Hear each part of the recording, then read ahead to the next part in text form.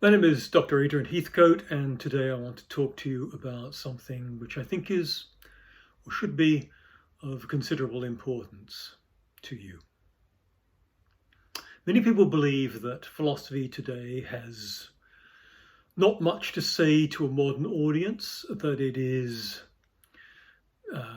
has gone beyond its traditional role. It's what it's often thought to be its traditional role of offering advice, of counseling on how to live. I don't think that's true.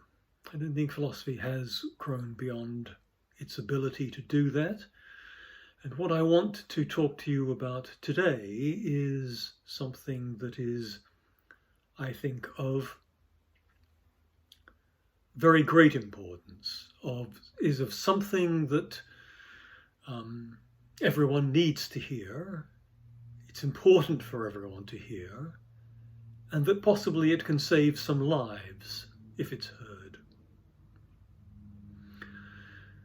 That may sound portentous, and I hope by the end of this that you see what I mean by this and why I say it. I don't say it lightly. So, in order to say this, I want to introduce you to someone who you may not have heard of. It's a philosopher, mathematician from the 19th century, whose name was William Kingdon Clifford. He was born in 1845 and he died in 1879 at the very young age of 33 years old. Nevertheless, in his short life, he was a considerable genius, one of the great geniuses of the 19th century. In his short life, he did things that were of immense importance for mathematics, but also of immense importance for philosophy. And the thing that I want to talk about today is not his mathematics, but his philosophy, his philosophical contribution, his main philosophical contribution, which was an essay called The Ethics of Belief. The Ethics of Belief, published 2 years before he died, in 1877. In that paper, he laid out a thesis which is unusual. It certainly was not a thesis that would have been preached in the Greek philosophy of ancient times of Plato and Aristotle. It was not something which they would ever have said. It was perhaps something that might have been said, certainly believed, to the philosophes of the French Enlightenment, people like Diderot, Voltaire, many figures of the French Enlightenment.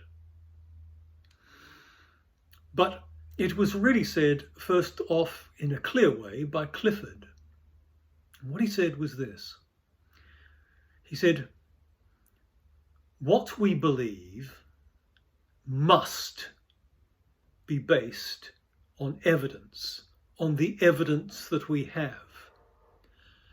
That it is wrong, always wrong, to believe anything for which we do not have sufficient evidence. Thus, if you believe something, there must properly be evidence on which it is based. It sounds in some ways obvious and easy, but for the world, it is not an easy and obvious thing, because people believe things that are not based on any evidence. And they do this rather frequently, and one may say also compulsively. Not only did he say that what we believe should be based on the evidence that we have, that we can acquire evidence from others who we can trust, whose evidence we can borrow. They can tell us of their evidence, and we can do our own inquiry and build our own beliefs based on the evidence that we acquire. And that if we do not do this, and this was perhaps his surprising take on this matter, if we do not do this, then we are as morally guilty as if we had stolen or murdered or lied or what have you. That it was a moral duty to only believe that which we have evidence to believe. That is a striking claim. And he gave many examples of cases where someone would be guilty, morally, in a normal sense, morally guilty, if they were to deceive themselves in some matter, to believe or pretend to believe something for which they did not have evidence, or if they had suppressed in their own mind evidence that they did have and had attempted to act upon that. He gives the example of someone who sets, remember at this time there were immigrants moving across the world from Britain to the New World, from Europe to the New World. Suppose someone has a ship and they have some evidence that the ship is faulty, but they suppress that evidence in their own mind. They fool themselves into thinking that the ship is fine, the ship is insured. What do they care? They set the immigrants to sail on this vessel, and the ship is never heard from again. That was a common story in the 19th century. That happened over and over again. What would one say? Well, one would say that this man was guilty of the murder of all of those people. That's what one should say, because he had evidence on which to base the belief that the ship was not seaworthy, and he suppressed in himself that evidence and set those people to sail, those immigrants to sail on the ship, and it sank.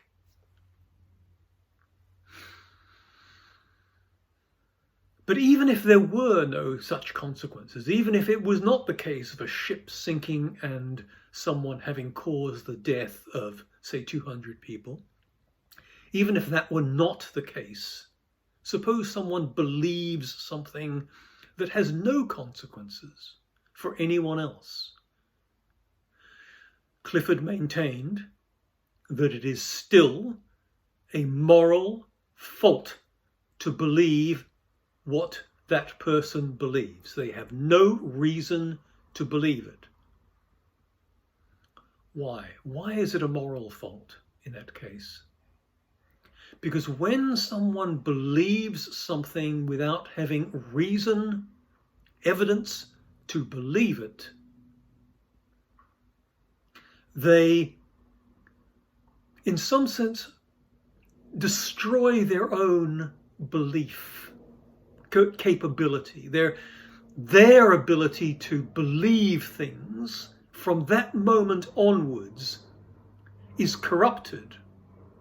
On the basis of the one thing that they believed with no evidence, there will be other things that follow that they will also believe with no evidence.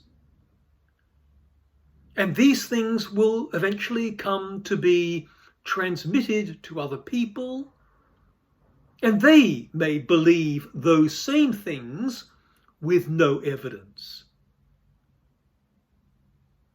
And this transmission of false beliefs to a society, to a group of people, but even if they're kept to the person just in themselves.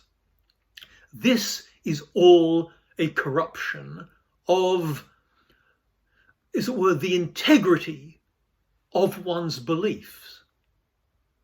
To believe things which one has no reason to believe, one has no evidence for belief, is a corruption that can spread, or will spread inevitably, even if it only spreads within that person, but it may spread beyond that person. And the idea is that once you believe one false thing, one thing of which you have insufficient evidence, what will happen is that that thing gets encrusted and gets protected by other false beliefs. It begins to spread out because it has consequences. Beliefs have consequences that you can draw from those beliefs, and you will then believe those consequences. And so you inevitably end up believing more false things than you first started with. And it may end up from that small base that you then have a great deal more false beliefs than you could ever have accounted for. I'll read you just something of that argument that Clifford gives. He says this: every time we let ourselves believe for unworthy reasons, we weaken our powers of self-control, of doubting, of judiciously and fairly weighing evidence. We all suffer severely enough from the maintenance and support of false beliefs and the fatally wrong actions which they lead to, and the evil born when one such belief is entertained is great and wide. But a greater and wider evil arises when the credulous character is maintained and supported, when a habit of believing for unworthy reasons is fostered and made permanent.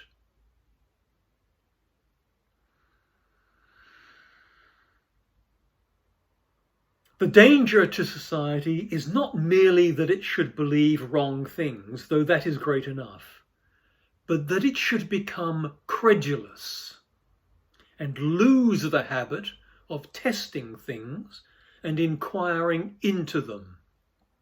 For then it must sink back into savagery. That was Clifford's argument in a nutshell. That once you believe some false thing, it weakens the mind into a credulousness which opens you up to believe more false things.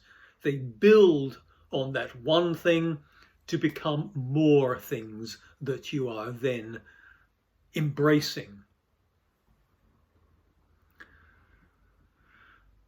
Now this may sound odd. Clifford is not a well-known philosopher, not at all, I would say. Despite his brilliance, he's not a household name. That's true. And yet, where are we today? Where are people today? No one is advised to only believe on the basis of evidence. And what has happened to the world? We have a world in which almost everyone's beliefs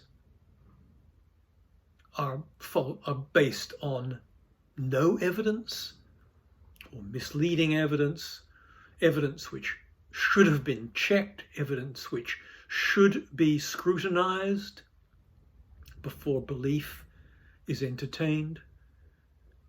And the end result has been catastrophic. But it's catastrophic, and this is the thing I mostly want to focus on.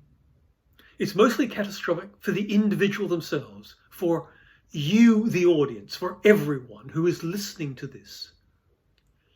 Your mind is destroyed by believing things for which you have no evidence. You build it up gradually over time until you are acting upon things which, if you scrutinize them, if you were to have engaged in a rational discussion with someone who did not believe those things, you would have been shaken out of this false belief because you would have been pressed to provide the evidence that you don't have. And once you realize that you didn't have that evidence and that there was something to be said against that belief, the likely thing is it wouldn't have taken hold. But when people believe false things, they insulate themselves against, if those things are important to them, if they've built their identity upon them, then they insulate themselves against the realization that they are believing something false. They do not want to face that realization. So if they happen to be confronted by someone who doesn't believe what they believe, they don't try to convince that person by giving the evidence because they don't have any. Instead, they shout at them, they abuse them, they rail at them, they pretend that that person is a this or a that who can't understand the truth that they have found, etc., etc. Now, I hope by now you see that this is a widespread problem. And how did it become so widespread? It became so because Clifford's message has, to a very large extent, not been heard. What we have now in this rampant world of non-evidential beliefs, because belief deserves to have inverted commas around it for reasons I'll come to. But what we have is what I will call a philosophical neurosis. A philosophical neurosis. A deformation, if you like, of one's thinking, of the mind, of how the mind properly functions, because it properly functions to take in evidence and to form beliefs on the basis of evidence. That is what the mind is designed to do. For ordinary, non-difficult things, for things that are not taken to be sort of high-flown beliefs, we do believe on the basis of evidence. You believe on the basis of evidence when you get in your car and go to work. At every moment, how to do that, what you need to do, is based on evidence. So when we deal with ordinary things in our lives, we are constrained by the evidence to believe and to act accordingly. But for these other high-flown beliefs of whatever kind, for those high-flown beliefs, that's not how people form their beliefs. They form them not by gathering evidence and then believing accordingly, which is a perfectly natural and automatic process. Instead, they believe things on the basis of no evidence at all. We have a word for that. If you put it this way. We would call it indoctrination. But the effect that it has on individuals is what I call the creation of philosophical neurosis, where people adamantly claim to believe things, but insulate those beliefs from any possibility of refutation, of meeting the evidence by what? By simply meeting that evidence with a refusal to take it into account, a refusal to change these core beliefs around which this person's identity has become entwined. Neurosis of the normal psychiatric kind is, of course, abundant. I mean, no one can deny that. But much more abundant is this kind of philosophical neurosis which psychiatrists can't diagnose and don't diagnose, but which is rampant, absolutely rampant. Now,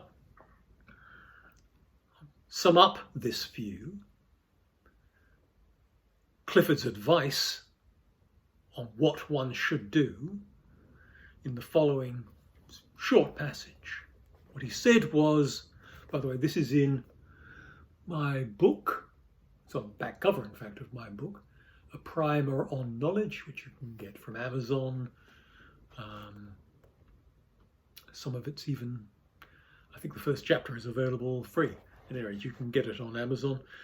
The Clifford quote is on the back of the book. That's because quite a bit of what I'm saying here is actually in the book. He said, "It is wrong always, everywhere, and for anyone to believe anything upon insufficient evidence." So important, I'll read it again. It is wrong always, everywhere, and for anyone to believe anything upon insufficient evidence.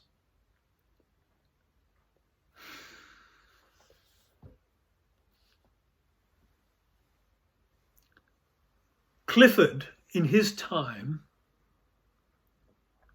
was not capable of seeing where things would go if his advice was not taken.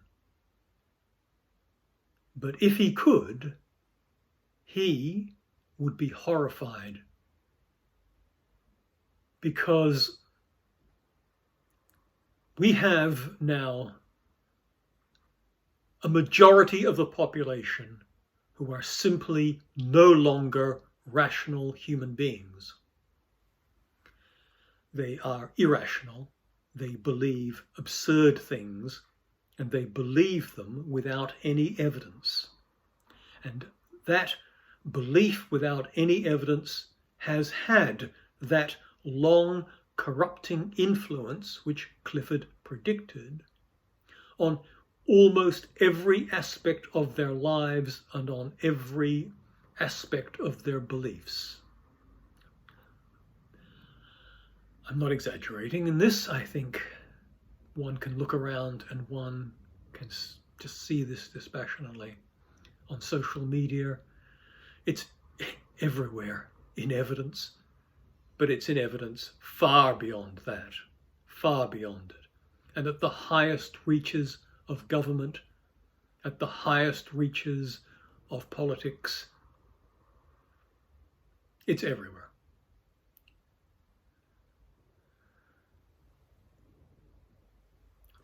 There was one person who took up Clifford's message.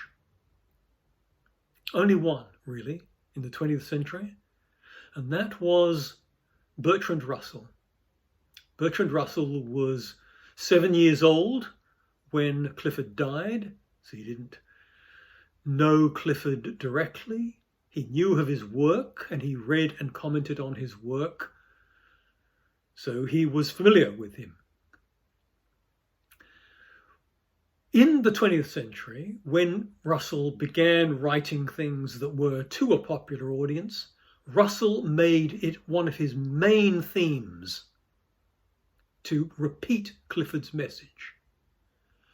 One must only believe things on the basis of evidence. For one's own good, for one's own sake, for one's own life, one must only do that.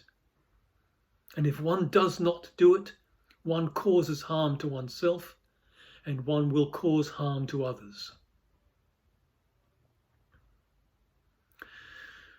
Russell's message was bleak, but he lived, because he lived from 1872 to 1970, all the way to 1970. He said this in 1950. He said, and I think if this is true in 1950, how much more so is it true now? Russell said this: I have seen the world plunging continually further into madness. I have seen great nations, formerly leaders of civilization, led astray by preachers of bombastic nonsense. I have seen cruelty, persecution, and superstition increasing by leaps and bounds until we have almost reached the point where praise of rationality is held to mark a man as an old fogey, regrettably surviving from a bygone age. All of that was true in 1950. It is true 1,000-fold, 1,000,000-fold now. So what I say, Russell says, a preacher of rationality will be declared an old fogey. Sure, I'm quite prepared to be declared an old fogey. I'm quite happy with that role. Because if someone doesn't say this, then everyone is responsible for the impossible awfulness of what we are witnessing around us. Clifford could not have seen this, although if his advice had been taken, he might have done. He might have prevented it, I mean to say. Russell did see it. Russell knew what was happening and could not head it off.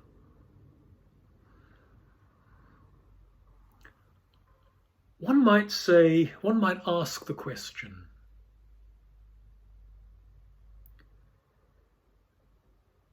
what happened? What happened? The short answer is, and it happened in America more than anywhere else. Russell was read, widely believed in Britain, and Russell had a great influence in Britain, more than he had anywhere else.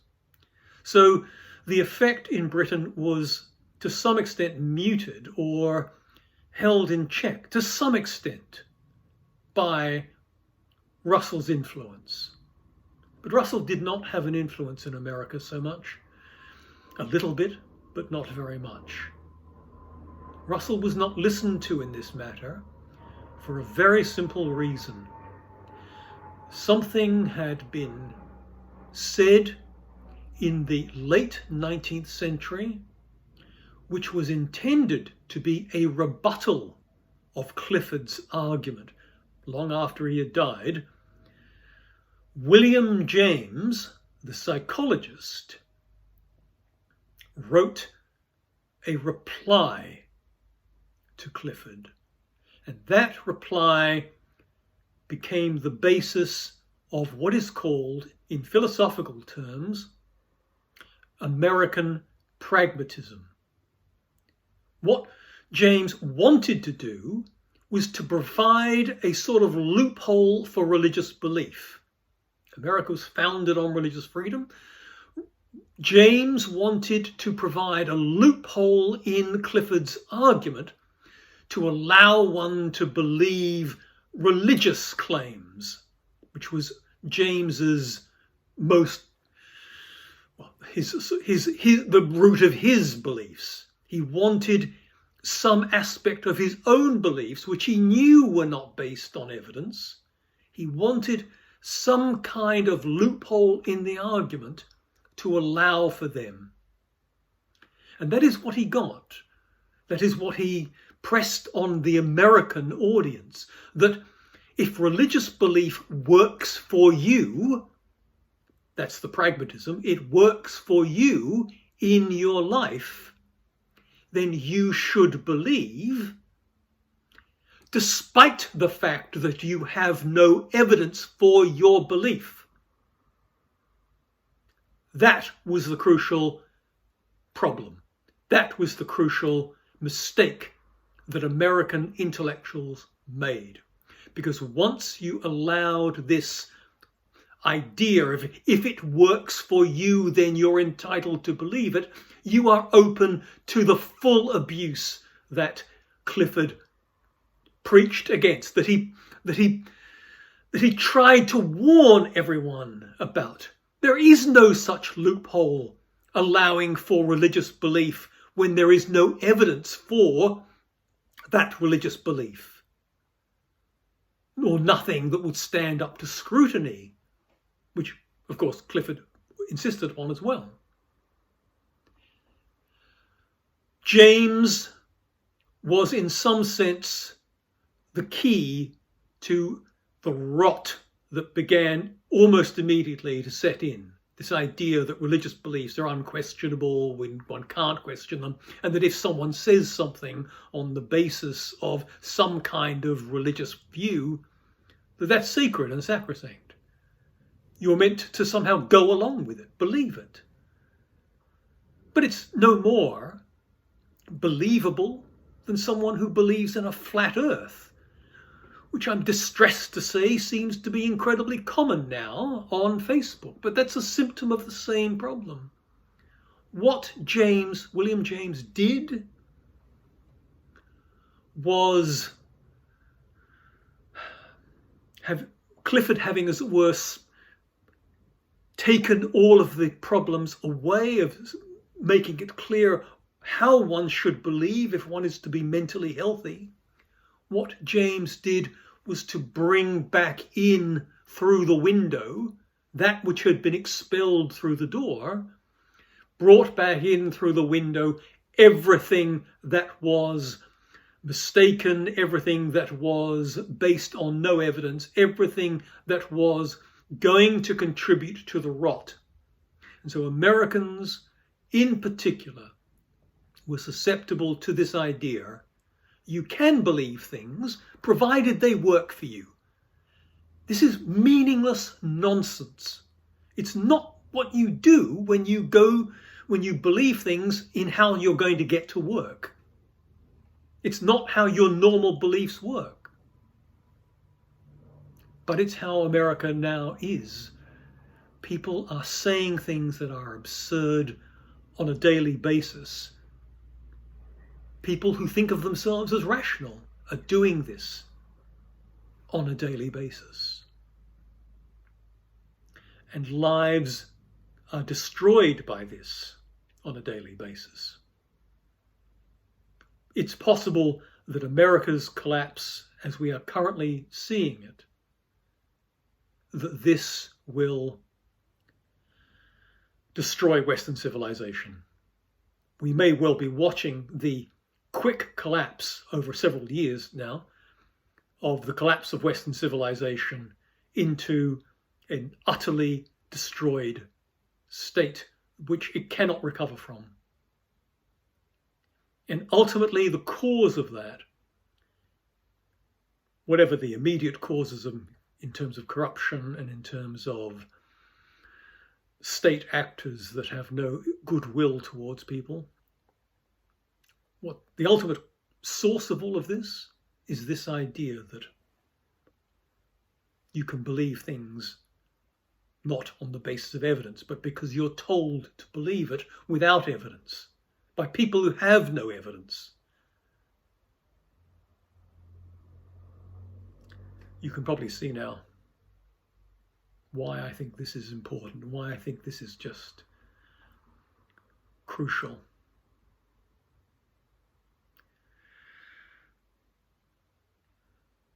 Charles Sanders Peirce was a friend of Clifford's and is also regarded as a beginner of the pragmatist movement, which is really not quite true. He was much more on the side of Clifford than he was of James. He was a friend of James's as well. But when James came out with this will to believe article against Clifford, it was almost too much for Charles Sanders Peirce, and Peirce almost broke off complete contact with James. Not quite, he couldn't quite do it fully, but he formed his own branch movement called the pragmaticist movement, as opposed to the pragmatist, and he would have no truck with this idea that you can believe anything provided it works for you. That absurdity that James had insisted upon, that rot was left to ferment in the culture, to accumulate with it all sorts of other forces, beliefs, which were all then protected against criticism, because they all lacked evidence, but they were protected against refutation, against argument in exactly the same way, the way we see current today everywhere. One's precious beliefs cannot be challenged. You cannot ask for evidence. No one is required to have evidence. This insulation of absurdities that people believe,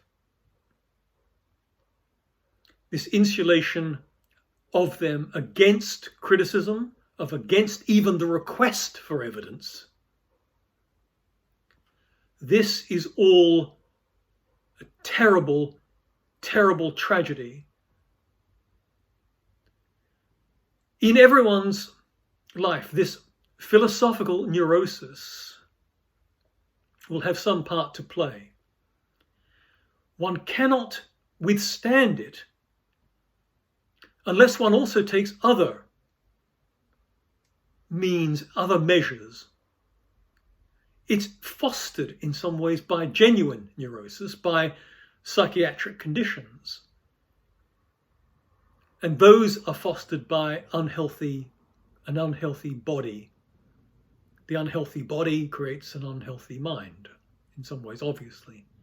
And so these things are ramified by a lack of health in the body, which becomes a lack of health in the mind, which just simply becomes an ever snowballing crisis of nonsense belief, of nonsense behavior, of terrible behavior, of behavior which is self-destructive. For something on this theme, I recommend this book by Georgia Ede, Change Your Diet, Change Your Mind. This book outlines how one's brain is affected by essentially bad diet. And I would add to that, the mind is destroyed by bad diet in recognizable ways, which Georgia Ede lays out very carefully. I recommend this most highly. These things are snowball, and accumulate with them all of these bad things of belief. Belief becomes, as it were, one of the casualties of also these things that are affecting one's mental health. So the mental health problems go into and feed into problems in belief. If one believes on the basis of evidence, then one will should correct one's diet so that one's mental health is corrected, and then make studious effort to change one's beliefs where those beliefs have been acquired through no evidence or through insufficient evidence. That is what I want to say to everyone as a matter of life and death. This is the only way that people can claw their way back from crisis into a world of rationality and sanity. Thank you.